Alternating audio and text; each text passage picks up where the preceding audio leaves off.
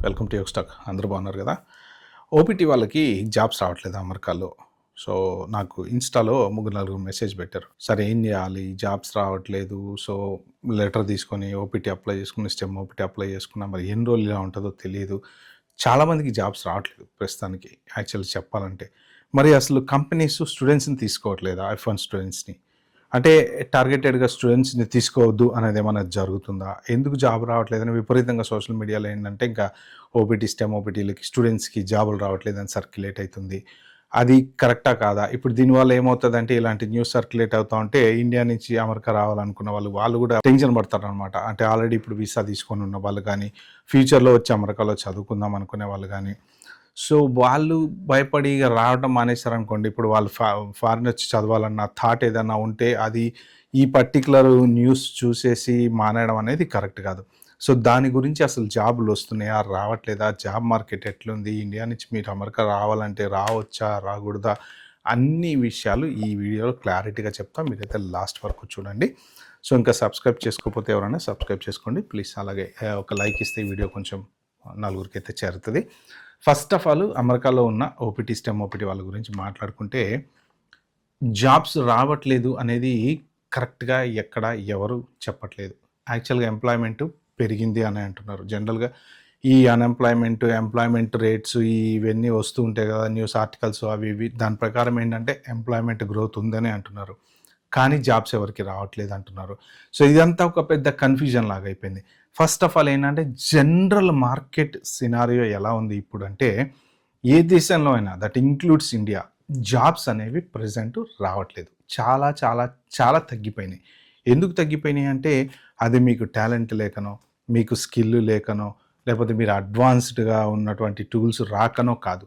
అసలు కాల్స్ అనేవి రావట్లేదు. ఫేక్ జాబ్స్ ఎక్కువైపోయినాయి. లింక్డ్ఇన్‌లో పడేటువంటి పొజిషన్స్‌లో ఎన్ని పొజిషన్స్ రైటో, ఎన్ని జాబ్ పొజిషన్స్ రాంగో అనేది తెలియట్లేదు.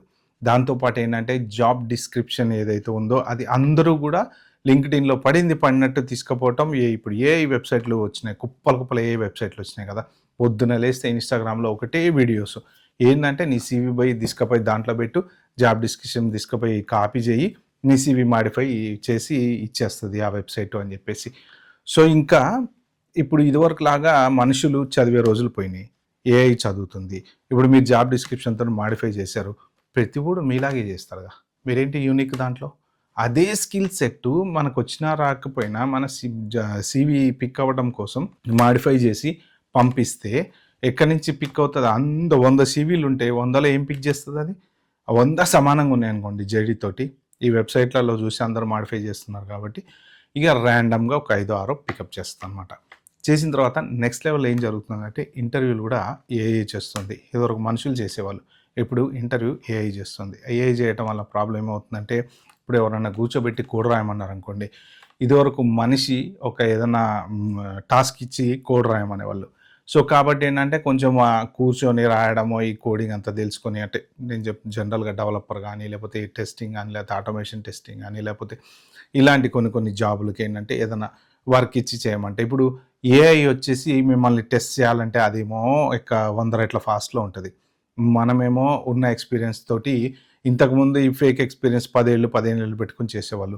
ఇప్పుడేంటంటే ఏఐ మనల్ని ఇంటర్వ్యూ చేస్తే మన ఎక్స్‌పీరియన్స్ నిజమా? ఫేకా? అనేది 10 నిమిషాల్లో తెలిసిపోతుంది. అక్కడికక్కడే తెలిసిపోతది. సో, అదొక హెడ్‌ఏక్ అయిపోయింది. ఏఐ తోటి పోరాడి ఇంటర్వ్యూలో గెలవడం అనేది అంత ఈజీ కాదు. మనిషితోటి ఏంటంటే మనం మనిషి మాట్లాడుకునేటప్పుడు ఏంటంటే కొంత మనం చెప్పేది వాళ్ళు అర్థం చేసుకునేటువంటి ఛాన్స్ ఉంది. ఏఐ ఇంటర్వ్యూ చేస్తే దానికి టూ టెక్నికల్‌గా మాట్లాడితే తప్ప ఇప్పుడు ఇంగ్లీష్ అనేది అందరికీ 100% సూపర్ గుడ్ ఇంగ్లీష్ అయితే రాదండి. కొంత డిఫరెంట్‌గా తేడా అనేది ఉంటది. కొంతమంది తెలుగు మీడియం చదివిన వాళ్ళు ఉండొచ్చు, లేకపోతే ఊర్లో చదువుకున్న వాళ్ళు ఉండొచ్చు, లేకపోతే ఇలా వాళ్ళు కూడా పోను గ్రాడ్యువల్‌గా ఇంప్రూవ్ చేసుకుంటా ఉంటారనమాట. సో, ఏఐ లెవెల్‌లో మాట్లాడాలంటే మాట్లాడలేం. అలా కొన్ని ఇంటర్వ్యూలు ఫెయిల్ అయితున్నారు. ప్లస్ ఇప్పుడు లే ఆఫ్స్ జరుగుతున్నాయి. దగ్గర దగ్గర 1,70,000 లే ఆఫ్స్ ఈ ఇయర్ జరిగినాయి. సో, ఇలాంటి టైంలో మరి జాబులు రావాలి అంటే ఇప్పుడు ఫర్ ఎగ్జాంపుల్ ఎవ్రీ ఇయర్ మీరు తీసుకుంటే 3,00,000 మంది ఓపీటీ, స్టెమ్ ఓపీటీ మీద ఉన్నారు. ఓకే. ఆల్రెడీ హెచ్1ఓళ్ళు లే ఆఫ్‌ల్లో బయటకొచ్చిన వాళ్ళున్నారు. సో, వీళ్ళందరూ కంపేర్ చేసుకుంటే ఎన్ని జాబులుంటాయి మార్కెట్‌లో? అన్ని జాబులైతే ఉండవు గదా! సో, మెయిన్ అసలు జాబ్ మార్కెటే లేనప్పుడు మనకి ఎంత టాలెంట్ ఉన్నా గానీ జాబ్స్ రావన్నమాట. సో, ప్రాబ్లమ్ అది. అంతే తప్ప టాలెంట్ లేని వాళ్ళు, స్కిల్ లేని వాళ్ళు అంటే జనరల్‌గా పార్ట్ టైమ్ జాబుల మీద కాన్సంట్రేట్ చేసిన వాళ్ళు పార్ట్ టైమ్ జాబ్‌లోనే మిగిలిపోతారండి. వాళ్ళకసలు ఇట్లాంటి ఈ కాంపిటీషన్‌లో తట్టుకోవటం అనేది వాళ్ళతోని కాదు. Highly impossible. వాళ్ళు ఇవాళ కాకపోతే రేపైనా సరే వెనక్కి పోవాల్సిందే. డే 1 నుంచి సబ్జెక్ట్ మీద ఫోకస్ చేసిన వాళ్ళు గానీ, మంచి యూనివర్సిటీలో చదువుకున్న వాళ్ళు గానీ, వాళ్ళకి ఆటోమేటిక్‌గా ఇంటర్న్‌షిప్స్ దొరుకుతున్నాయి. ఇంటర్న్‌షిప్స్ దొరికిన కంపెనీల్లోనే జాబ్స్ వస్తున్నాయి. చాలామంది నాకు గూడా నిన్నగాక మొన్న ఇద్దరు అమ్మాయిలు మెసేజ్ పెట్టారు. సార్ నాకు జాబ్ వచ్చింది. Thank you so much. So అమెజాన్‌లో వచ్చిందని ఒకళ్ళు పెట్టారు. మెటాలో వచ్చిందని ఒకళ్ళు పెట్టారు. అంటే వస్తున్నాయి జాబ్స్. కాకపోతే అది మన హార్డ్ వర్క్‌ని బట్టి, మనకున్న ప్రొఫైల్‌ని బట్టి, మనం చదివిన చదువుని బట్టి సో చాలామంది కొంతమంది ఏంటంటే రాంగానే పార్ట్ టైమ్ జాబ్ ఎక్కేద్దామా, మనం ఎంతసేపు సంపాదించుకుందామా, వాళ్ళతోటి వీళ్ళతోటి అసైన్మెంట్లు రాపిద్దామా అనున్నోళ్ళకి రావు. ఎందుకంటే ఇప్పుడున్న పరిస్థితుల్లో మార్కెట్ సబ్జెక్ట్ అనేది ఎక్కడో ఉంది. మీరెక్కడో ఉన్నారు. మీరు లేచిన దగ్గర నుంచి 20 గంటలు, 30 గంటలు, 70 గంటలు పార్ట్ టైమ్ జాబ్‌ల గురించి ఆలోచిస్తా అంటే మీరు అసలు మార్కెట్‌లో ఏం జరుగుతుందో, ఏం స్కిల్స్ ఉన్నాయో, ఏం టాలెంట్ ఉందో, ఏం తెలుస్తుంది? అందుకని చెప్పి జాబ్ రావట్లేదు. Main jobs తక్కువున్నాయి.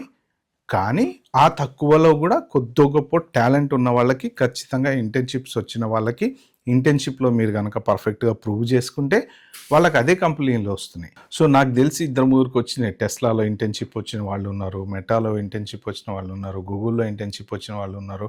సో వాళ్ళకి ఆల్రెడీ అంటే ఇప్పుడు ప్రస్తుతానికి ఓపీటీ మీద పనిచేసిన కంపెనీ వాళ్ళు H1 చేస్తా అనే వాళ్ళు ఉన్నారు. జాబులు వచ్చే వాళ్ళు కూడా ఉన్నారు. రాని వాళ్ళు కూడా ఉన్నారు. కాబట్టి మీరేంటంటే 100% అసలు స్టూడెంట్స్‌ని తీసుకోవట్లేదా అనేదైతే కరెక్ట్ కాదనేది నేను చెప్దాం అనుకున్నది. ఓకే. కానీ మా జాబులు తక్కువున్నాయి కాబట్టి ఇప్పుడు ప్రెజెంట్ సోషల్ మీడియాలో వస్తున్న డిస్కషన్ ఏంటంటే స్టూడెంట్స్ కెనడా వెళ్దామా అని ఆలోచిస్తున్నారు. యూరప్ వెళ్దామని ఆలోచిస్తున్నారు. తిరిగి ఇండియాకి వెళ్ళిపోదామని ఆలోచిస్తున్నారు. ఇంతింత లోన్లు పెట్టుకొని వచ్చారు. ఆ లోన్లు తీరకుండానే పాపం వెళ్ళిపోతున్నారు వాళ్ళు. అంటే ఇదే ప్రాబ్లం. జాబ్ మార్కెట్ లేనప్పుడు మీరు ఎంత లోన్లు పెట్టుకొని వచ్చినా చేయగలిగేదేం లేదు. అది మీ తప్పు కాదు. మీరు వచ్చేటప్పుడు బాగానే ఉంది. 2 ఇయర్స్ బ్యాక్ జాబ్ మార్కెట్ బాగుంది. ఇప్పుడేంటి ఏఐ వల్ల జాబులు పోతున్నాయి. ఇక్కడే కాదు ఇండియాలో కూడా జాబులు పోతున్నాయి అని చెప్పేసి ఇప్పుడు ఒక 2-3 రోజుల నుంచి విపరీతంగా న్యూస్ స్టార్ట్ అయిపోయింది. 20,000 లే ఆఫ్స్, 30,000 లే ఆఫ్స్ పెద్ద పెద్ద కంపెనీల్లో అని చెప్పి చిన్నగా బయటకు వస్తున్నాయి న్యూస్. దాంతోటి షేర్లు పడిపోవటం ఇవన్నీ చూస్తుంటారు కదా మీరు. సో కాబట్టి జాబ్ మార్కెట్ ప్రతి చోట కూడా డల్గానే ఉంది. సో జాబ్ మీకు మీ టాలెంట్ బాగుండి వచ్చింది. లేకపోతే లేదు. కానీ ఇలానే మీరు పార్ట్ టైం జాబులు చేసుకుంటూ మీరు అప్ టు డేట్ స్కిల్ కనుక అప్డేట్ చేసుకోకపోతే మీకు డెఫినెట్గా జాబ్ అయితే ఖచ్చితంగా రాదు. సో ఇంకా ఇండియాలో ఉండే వాళ్ళ పరిస్థితి చూసుకుంటే మీరు అమెరికా రావాలా వద్దా అనేది ఒకటి గుర్తుపెట్టుకోండి. ఫస్ట్ ఆఫ్ ఆల్ మనం అబ్రాడ్ వెళ్ళాలి అని అనుకుంటే ఓన్లీ వెళ్ళి జాబ్ వచ్చి సెటిల్ అయిపోతాము అన్న థాట్ తోటి ఎప్పుడు అబ్రాడ్ వెళ్ళకూడదు. అది ఆ మైండ్ సెట్ ఉంటే కనుక మీరు వెళ్ళటం మానేసేయండి. వేస్ట్. అలా అసలు నో వే. హైలీ ఇంపాసిబుల్ అనమాట. ఇప్పుడున్న పరిస్థితుల్లో మీరు వెళ్తే మీకు చాలా తెలుస్తాయి. ఏంటి ఫస్ట్ ఆఫ్ ఆల్ మీరు చదువుకునేటప్పుడు ఒక నలుగురు డిఫరెంట్ మెంటాలిటీతో ఉంటారు. మీరు వాళ్ళు ఆ రూమ్మేట్ గాడు అట్లా ఉంటాడు, ఈ రూమ్మేట్ గాడు ఇట్లా ఉంటాడు, మీరు ఇంట్లో పని చేయరు, ఇంట్లో పళ్ళెని తీసి అటు తీసి ఇటు పెట్టరు. ఇవన్నీ మీకు నేర్పుతుంది. ఓకే. సమాజం చాలా నేర్పుతుంది. కాలం చాలా నేర్పుతుంది. మన తెలుగుడే మన గొయ్యి అవుతుంటాడు వెనకాల. వాడితోటి ఎలా బిహేవ్ చేయాలో నేర్పుతుంది. సో ఇవన్నీ నేర్చుకోవాలంటే అబ్రాడ్ వెళ్ళాలి. ఓకే. కానీ not at the cost of me loan కానీ లేకపోతే ఇవి కానీ మళ్ళీ జాబ్ దొరకకపోతే మీరు తీర్చుకోలేని సిచ్యువేషన్లో ఉంటే మీ ఫైనాన్షియల్గా అంటే పూర్ పీపుల్ ఉన్నారండి, లోయర్ మిడిల్ క్లాస్ వాళ్ళు ఉన్నారు. సో మీరు తీర్చుకోలేరు అని ఒకవేళ జాబ్ దొరకకపోతే మీరు తీర్చుకోలేరు అని అనుకుంటే వెళ్ళొద్దు. ఎందుకంటే జాబ్ మార్కెట్ బాగాలేదు. మీకు ఎంత టాలెంట్ ఉన్నా కూడా ప్రజెంట్ ఉన్న సిచ్యువేషన్లో జాబ్ మార్కెట్ బాగాలేదు. కానీ నేను వెళ్ళగలను, నేను డిఫరెంట్ స్కిల్ సెట్లో ఉన్నా, నేను టాప్ యూనివర్సిటీకి వెళ్తున్నా, ఖచ్చితంగా నేను జాబ్ కొడతా అనేటువంటి వాళ్ళు ఎవరైనా ఉంటే హ్యాపీగా వెళ్ళొచ్చు. డెఫినెట్గా అది కూడా వెళ్ళడం వలన మనకు కొంత డిఫరెంట్ ఇది అనేది వస్తుంది. మనకు ఒక కొన్ని నేర్చుకుంటాము, డెవలప్ అవుతాము, మైండ్ సెట్ మారుతుంది, కష్టపడటం అనేది తెలుస్తుంది, జాబ్లో ఎలా ఎత్తుక్కోవాలో తెలుస్తుంది. ఇంట్లోంచి బయట ఉన్నప్పుడు చాలా విషయాలు తెలుస్తాయండి. ఇంట్లో ఉన్నప్పుడు ఉండేది వేరు, ఇంట్లోంచి బయట ఉన్నప్పుడు చాలా విషయాలు తెలుస్తాయి. సో అది మెయిన్ అనమాట. మీరు ఆలోచించుకోండి. జాబ్ దొరకకపోతే నేను ఒక ఓపీటీ మీదనో ఓపీటీ మీద ఉండో H1 రాకపోతేనో లేకపోతే ఇప్పుడు కొత్తగా వచ్చేటువంటి స్టూడెంట్స్కి ఏంటంటే న్యూ చేంజెస్ అయితే రాబోతున్నాయి. ఒక 60 డేస్లో కొత్త చేంజెస్ అయితే మరి 60 డేస్ అని అనుకుంటున్నాము. అది నెక్స్ట్ మంత్ రావచ్చు, నెక్స్ట్ వీక్ రావచ్చు, ఎప్పుడైనా రావచ్చు. అది వచ్చింది అంటే డ్యూరేషన్ ఆఫ్ స్టేటస్ అనేది చేంజ్ అవుతుంది. సో అది పోయి ఎండ్ డేట్ అనేది ఇస్తారు. ఎవరెవరైతే ఇండియా వెళ్ళి రిటర్న్ వస్తారో లేదా కొత్త స్టూడెంట్స్ ఎవరైతే ఇండియా నుంచి అమెరికాకి ఆ రూలు స్టార్ట్ అయిన తర్వాత ల్యాండ్ అవుతారో వాళ్ళకి ఎండ్ డేట్ మారిపోతుంది. సో మీ ప్రోగ్రామ్ డేట్ ప్రకారం మీకు ఎండ్ డేట్ ఇవ్వచ్చు. మళ్ళీ మీరు యూఎస్సిఐస్తో అప్లై చేసుకోవాలి. అప్పుడు మీరు ఈ దొంగ ఫేక్ లెటర్లో లేకపోతే ఈ ఎన్జిఓల దగ్గర తీసుకున్న లెటర్లో పెట్టేసి ఇప్పుడు ఎవరెవరైతే ఈ డిఎస్ఓల దగ్గర నుంచి తెచ్చి ఈఏడీలు తెచ్చుకొని పార్ట్ టైం జాబులు చేసుకుంటున్నారో అలాంటివి కుదరవు. జెన్యూన్గా మీకు జాబ్ ఉండి జెన్యూన్ క్లయింట్ ఉంటే, ఎందుకంటే అప్పుడు మొన్న వీళ్ళు ప్రెస్ మీట్ పెట్టి చెప్పారు కదా, ఒక కంపెనీని కాలిఫోర్నియా అనుకుంటా, మోస్ట్ ప్రాబ్లీ కాలిఫోర్నియాలోనే ఒక కంపెనీని ఐడెంటిఫై చేసి ఇన్వెస్టిగేషన్ చేసి వాళ్ళు వెళ్ళి ఆ కంపెనీని పట్టుకుంటే చిన్న ఇంట్లో ఉన్నటువంటి రూమ్లో 6,000 లెటర్స్ ఇచ్చాడంట ఆయన. ఆ 6,000 లెటర్స్ తీసుకపోయి వీళ్ళు డిఎస్ఓలకి ఇచ్చి ఓపీటీలు తెచ్చుకున్నారంట. ఒక చిన్న రూమ్లో 6,000 కంపెనీ లెటర్స్ ఓపీటీ వాళ్ళకి. అంటే ఆలోచించండి మీరు, అంటే ఇంత ఫ్రాడ్ జరుగుతుంది. కాబట్టి ఇంకా యూఎస్సిఐఎస్ చేతిలోకి వెళ్ళిపోయింది.